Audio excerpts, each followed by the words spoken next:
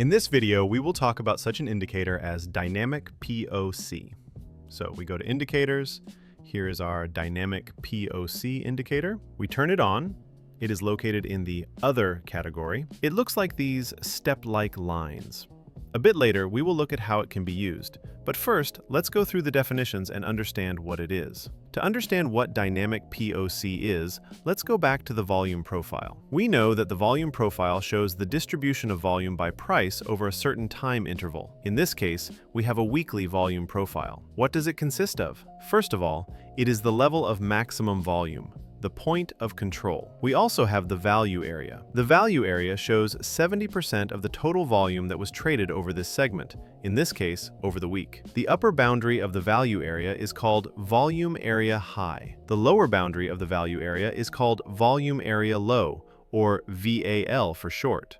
So we can see that in addition to the value area, which defines the fair price of the asset, we also have these protrusions and depressions. Accordingly, all protrusions are called high-volume nodes, that is, areas of increased volume, and we also have depressions, which are called low-volume nodes. Let's label this one so it's clear. Low-volume nodes are areas with low volume. All the zones mentioned above can act as support and resistance levels.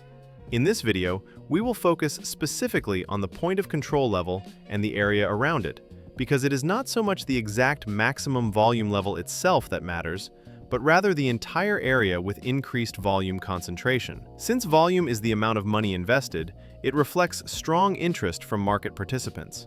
Accordingly, this area can act as a certain support or resistance level. A small off-topic note: if we display the chart in the form of daily volume profiles, then to determine the trend, in addition to the classic Dow theory, where we have lows below the previous ones being broken and thus define the trend, in this case a downtrend, we can also determine the real trend by the movement of volume. Accordingly, the value area forms a certain fair price. That is, over this period of time, the fair price was located in this area, and the point of control was located here. As the point of control gradually shifts upward over time, and the value area also shifts upward, we can conclude that we are observing an uptrend. In simple terms, the product or the asset is becoming more expensive. When we observe a mirror picture where the level of maximum volume gradually decreases and the value area also gradually decreases, this indicates that the asset is becoming cheaper. That is, money flows downward, money flows to lower prices, volume shifts to lower prices, and the asset becomes cheaper. By the way, pay attention.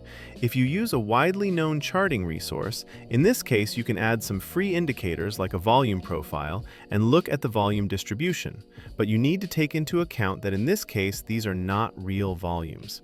That resource uses tick volumes, which are an approximation of real volumes. These are not real exchange data. If the price moved in one direction and then in the other, it is considered that two ticks occurred, and each tick is displayed as volume. Unlike this, on our platform, real exchange data are used, that is, real traded volume, and we can always see the actual volume in clusters in any way we want. This information is objective. So, now that we have recalled what a volume profile is, let's return to our Dynamic POC indicator. Dynamic POC shows us, roughly speaking, the flow of the point of control level. A day starts, a week starts, and by moving the volume profile to the right, we can reproduce how the volume profile was built over time. We see that at first the point of control level is located higher. Then over time it flows down to this level, then lower and lower, and in this way the Dynamic POC indicator shows us the trajectory of the movement of the maximum volume level. Accordingly, when the price approaches this level, for example as here, we can observe the price reaction to a certain support level, in this case, or resistance level. And when some entry model or confirming signals appear here, we can enter a position. In this case, let's look at the price reaction to this level. You can also add a monthly dynamic POC to the chart, so in this case, we have a weekly and a monthly volume profile, shown in green. That is, it will show us the movement of the monthly point of control. So, we see the following picture. A certain maximum volume level has formed here, both the weekly and the monthly point of control. And later, when the price approaches this level, we see a price reaction and a price movement away from this level. Again, in the next situation, in this case, the monthly point of control level coincides with the weekly so-called step, and we see that there is a price reaction to this level, which indicates that this level is significant and the price reacts to it. Again, we see that we have a maximum volume level, which we take as a certain zone. We can see that the price slows down as it approaches this level and then shows an upward movement. Once again, the maximum volume level has shifted higher in this case, and we see that the price also bounces off this level. That is, this indicator can be used as a kind of map that shows at which levels there is a certain interest from different market participants. Using it as a standalone trading method will probably not work, but in combination with other trading methods, this indicator can provide good entry points. As in this example, we again see a step of the maximum volume level. The price moved up, returned to this level, and we see a price reaction to this maximum volume level. The dynamic POC display is quite compact and helps to visually see the movement of large volumes. How can this be used together with other entry models? We can use some candlestick patterns, if that is what you trade.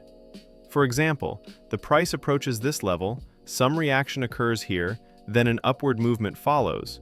We break local highs, and at this point we can enter a position and capture some movement, with a stop behind the low and some take profit that we trade, for example, up to the previous maximum volume level.